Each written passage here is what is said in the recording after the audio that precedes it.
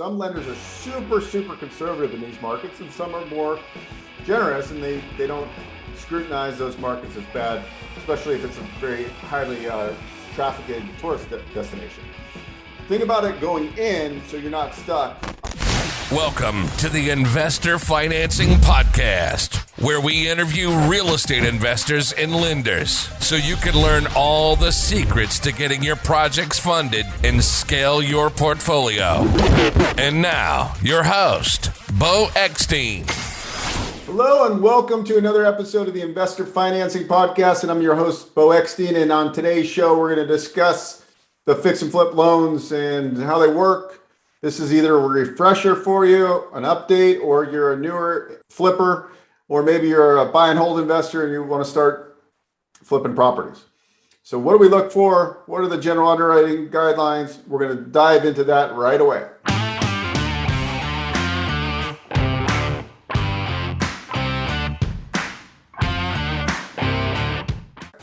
All right, so we look at what's the purchase price, what is the renovation budget, and what's your ARV.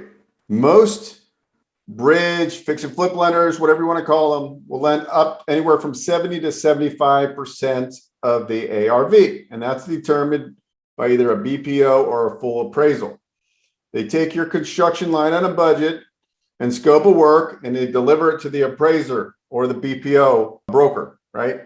And they say, broker or appraiser, we want to know what the subject to completed value is after the repairs are done. What would it appraise for? And what will it appraise for today as is? And so the appraiser comes back and he says, the subject to completed value is $350,000, right? So we know 75% of that is $262,500. Okay, so we know that. That's the gross loan, the highest loan you're going to get, 75% of the ARV. The lenders will lend anywhere from 80 to 90% of purchase and 100% of repair costs, subject to the ARV being under 75%, or the gross loan amount being under 85%, or 75% of the gross loan amount. Sorry, screwed up there. So we know our max loan amount is 262. So let's just say you're buying the property at 200,000 and you got 50,000 in rehab. So at close, we're going to fund 85% of purchase price, right? So what is that? 170. We're going to fund 170 at close, and we're going to hold back that 50,000 in rehab. So our loan amount is 220. And we know based on the ARV of 262, we have more than enough room to fund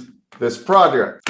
Now, if you have experience as a rehabber and own rental properties and things like that, good credit lenders can sometimes go to 90% of purchase price and 100% of repair costs, as long as you keep under that 75% of ARV threshold. Some lenders limit you to 70% of gross loan amount. So they have, every lender has a little bit different box. Most of the national lenders, they sell off in the secondary market. So they have to fit this credit box no matter what. And then there's some local and regional lenders that can go outside the box. They can do seconds. They can do whatever they want. Some of them lend 100% of purchase price. So it just depends. But the majority of them are these big national funds who fund it, and then they sell off in the secondary market. So typically what you need to know from the beginning is, what's the purchase price? What's the address? Obviously, what's the construction budget look like? And what's the ARV? You need to be really good at those numbers. Then you know you can do a max loan amount of 75% of the ARV. They're going to fund anywhere from 80 to 90% of the purchase price and 100% of repair costs, subject to being under those ARV thresholds. Some lenders require a full appraisal. Some of them just require a BPO. Some borrowers prefer just to get 80 to 85% of purchase and come in with a down payment and the rehab costs themselves, because they don't want to deal with the draw process. Because the draw process, you need to pay around $600, $650 for a setup fee for your construction draws. And then every time you call the inspector out to do an inspection, so you can get your money back on those items that you have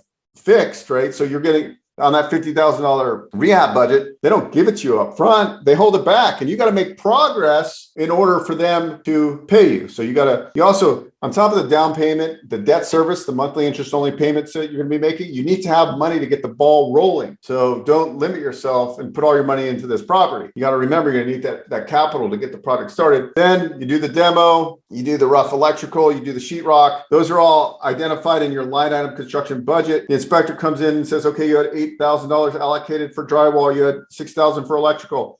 These are both 100% complete. You get funded because you fixed 100% of those line items. Like they're done. If you only did 70%, there's still some work remaining, you're not going to get the full line item amount. So you get paid on a percentage of completion, but it's always as a reimbursement. Remember that. And you always want to get your construction lien releases from your contractor, obviously, and things like that. But that's how these fix and flip loans work. Every lender's got a little bit different appetite. Some of them charge interest on the full loan amount, even the construction holdback. They fund the 170 and the 50, you're paying on interest on both. Some lenders just do on dispersed. So they fund 170 at close, the 50,000, you're only paying interest as that gets dispersed. So that's an important question to ask, especially if you've got a large construction budget, right? So some of these projects are $800,000 acquisition, $500,000 rehab. So if you're paying interest for 6 months on that 500 grand, you're throwing away money. So you want to know this when you're pricing and shopping out these loans. It's very important. Attention business owners.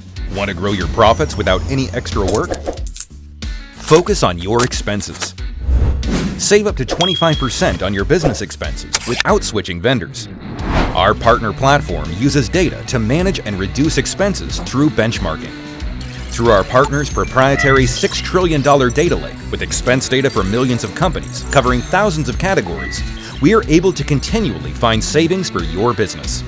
Our team then renegotiates with existing vendors and put in place meaningful, lasting cost reductions. After that, we monitor and report those savings.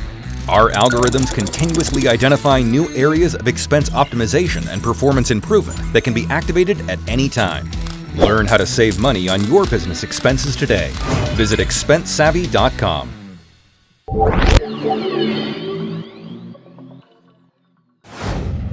Pricing comes down to, different funds have different point structures and fee structures, and you just want to get quotes, right? You want to get quotes.